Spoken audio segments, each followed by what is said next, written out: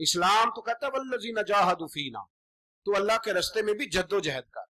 تو آگے بڑھنے کا شوق پیدا کر، تو یہ توانائی پیدا کر۔ میرے نبی کریم علیہ الصلوۃ والسلام نے اپنی امت کو مایوسی سے منع کیا،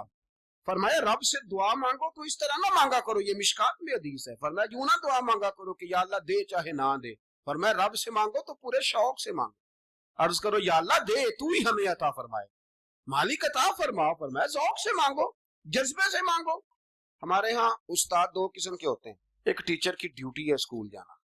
اس نے کوشش کرنی ہے کہ اگر کوئی موقع مل جائے بھاگنے کا تو اسکول سے نکل جاؤں، کوئی چکر چل جائے۔ تو میں بھی چھوٹا سا استاد ہوں، تو وہ استاد ناراض نہ ہو مجھ سے، سمجھ لے میں اپنی تربیت کے لیے بات کر رہا ہوں، تو کسی طریقے سے نہ کوئی چکر چل جائے، کوئی فارم چلو مل جائے، سائن کرانے چلے جاتے ہیں، کوئی ایسا چکر چل جائے صحیح نکل جائے، یہ ایک استاد ہے۔ ایک استاد ہے اسے شوق ہے، اسے ذوق ہے پڑھانے کا، وہ جب دیکھتا ہے نا کہ یہ کچھ بچے کمزور ہیں تو وہ کہتا ہے تم نے سیکنڈ ٹائم میرے پاس بیٹھنا ہے مفت بغیر ٹیوشن۔ میں نے دیکھے ہیں یہ لوگ، میں نے دیکھے ہیں، استاد اوور ٹائم دیتا ہے، ٹھیک کہہ رہا ہوں جی میں، دیتے ہیں جناب، دیتے ہیں۔ کچھ بچوں کو استاد کہتے ہیں تو گھر آ جانا، یعنی ایک استاد ہوتا ہے ایک پرجوش استاد ہوتا ہے، ان دو لوگوں میں فرق ہے۔ اقبال کہا کرتے تھے اگر کوئی شعیب آئے میسر تو شبانی سے کلیمی دو قدم، کہتے تھے دعا کرو کہ حضرت موسیٰ کلیم کو کوئی حضرت شعیب علیہ السلام جیسا مل جائے، کوئی مل جائے نا ایسا تو وہ پھر تازگی پیدا کر دیتا ہے۔ تو کچھ پرجوش، امام مالک رحمۃ اللہ علیہ کے ایک شاگرد کہتے ہیں کہ میرے استاد جو تھے وہ بڑے پرجوش تھے علم پڑھانے میں، شوق ہوتا ہے پڑھانے کا۔ یہ کچھ لوگ جمعہ پڑھاتے ہیں تو کچھ کہتے ہیں کہ ان جمعہ آ گیا تو کی کرنا ہے، ہمارے شاگردوں میں بھی ایسی ہیں، رات کو پوچھتے ہیں۔ ایک سے میں نے آج سویرے پوچھا، میں نے کہا بیٹے آج تو جمعہ پڑھانا ہے کی تقریر کرنے کے اندر، استاد جی ڈیسائیڈ نہیں کیتا، تو میں کہ بھی تو بڑا مولوی تھا نہیں ڈیسائیڈ کیتا، میں تے 8 دن پہلے ڈیسائیڈ کر لینا، کہ مجھے تو تیاری کرنی پڑتی ہے، بڑا علم ہوتا ہے نا لوگوں کے پاس، تو ڈیسائیڈ نہیں کرنا، بیٹھیں گے تو فر بات جاری ہو جائے گی۔ کہنے لگا نہیں وہ میں نے کہا خدا کے بندے کہتے ہو لوگ آخر میں آتے ہیں، تم بتاؤ تم تو تیاری آخر میں شروع کرتے ہو، کچھ خدا کا خوف کرے بھائی۔ ایک استاد ہوتا ہے ایک پرجوش۔ امام مالک کے شاگرد فرمانے لگے کہ ہمارے استاد پڑھانے میں بڑے باذوق تھے، ان کا جذبہ رہتا تھا پڑھانے، اور کتاب سے وابستہ رہتے، پڑھنا پڑھانا مسائل دریافت کرنا، یہ شعبہ ہے نا جی ہمارا۔ جس طرح آپ جس شعبے سے وابستہ ہیں تو اگر آپ اس کو چھوڑ دیں گے نا، فزکس کا استاد بھی کہتا ہے کہ اگر رات کو میں خود پڑھوں گا نہیں تو سویرے پڑھا نہیں سکوں گا۔ اگر آپ وابستہ نہیں رہتے اپنے شعبے کے ساتھ، نئی نئی چیزیں پیدا ہوتی ہیں، جدت آتی ہے، تو آپ جوش ہی نہیں ہے اس شعبے کا، تو پھر بات کیسے آگے بڑھے گی؟ تو کہتے ہیں امام مالک بڑے جب بیمار ہو گئے شدید، تو شاگرد کہتے ہیں میں تیمارداری کرنے گیا، تو میں نے جب دیکھا تو مجھے چہرہ دیکھ کے سمجھ آئی کہ امام مالک کا آخری وقت ہے، بڑے کمزور ہو گئے، اور معدے میں اور پیٹ میں اتنی تکلیف تھی کہ انہیں دودھ پلایا جا رہا تھا چمچ کے ساتھ، پیالے کے ساتھ، صرف دودھ پی سکتے، کمزور ہو گئے۔ فرماتے میں جا کے بیٹھا، زندگی میں کبھی ایسا نہیں ہوا تھا کہ میں جاؤں اور امام صاحب کسی دینی مسئلے پر مجھ پر گفتگو نہ کریں،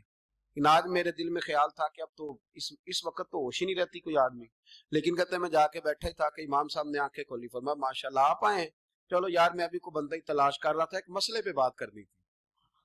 کہتے ہیں لفظ نہیں پورے ادا ہوتے، جملے ٹوٹتے ہیں، بیچارے کمزور ہو گئے، بڑھاپا ہے، ایک مسئلے پر بات کرنی تھی، تو فرماتے ہیں کہ میرا دل نہ اتنا نرم ہوا کہ میرے آنسو بہہ گئے۔ میں نے کہا اس حال میں بھی استاد جی آپ کو دین کی فکر ہے؟ کہنے لگے یار ایک آدمی نے مسئلہ پوچھا ہے تو اس کو حل کر کے دینا ہے، یہ رسول اللہ کا دین ہے، علماء کی ذمہ داری ہے آسان کر کے لوگوں تک پہنچائے، ہر آدمی اس تک تو میں نے وہ دینا ہے، یہ میری وفا ہے اپنے مذہب کے ساتھ، آخری دم تک دینا۔ میں اپنی حیاتی تو قربان تھی وہاں، میری محمد وکیندے گزر گئی، یہ کرنا ہے کام، لوگوں کو آسان کر کے دین پہنچانا۔ فرماتے ہیں کہ میں نے کہا استاد جی فرمائیں، کہنے لگے یار یہ حج کے موقع پر جو رمی جمار ہوتی ہے، جمرے کو شیطان کو کنکر مارے جاتے ہیں، پوچھنا یہ ہے کہ دونوں طرح سے سنت ہے، پیدل بھی مار سکتے ہیں سواری پہ بھی، تو یہ بتا کہ پیدل افضل ہے یا سواری پہ افضل ہے؟ تو کہتے ہیں میں نے کہا استاد جی میرا خیال ہے پیدل افضل ہے، لوگوں کو تکلیف کم ہوگی۔ تو کہنے لگے نہیں تو نے غلط کہا ہے، کھانا نہیں کھایا جا رہا،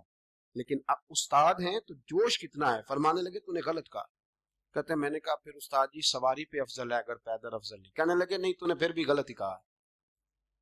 کہتے ہیں میں نے کہا حضور دونوں طرح غلط ہے تو صحیح کیسے ہے؟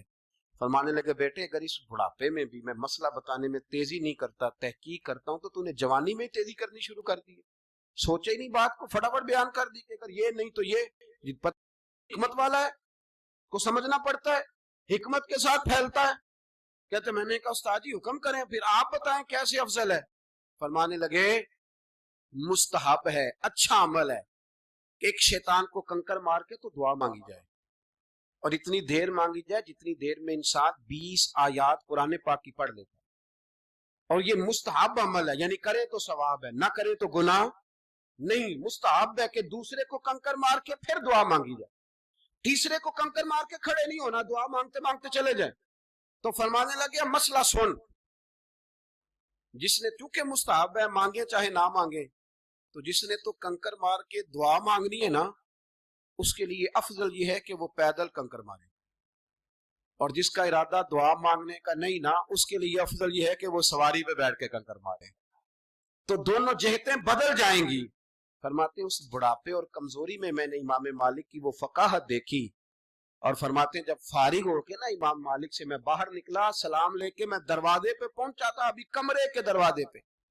امام صاحب نے بلند آواز سے کلمہ پڑھا اور ان کی روح پرواز کر گئی، بلند آواز سے کلمہ پڑھا، روح پرواز کر گئی۔ اتنا دین کا جذبہ، شوق، اتنا طبیعت کے اندر درد دین کے لیے کہ آخری وقت تک مسائل دین میں غوطہ زنی، اس طرح کر کے امت کو آسان دین پہنچایا جائے۔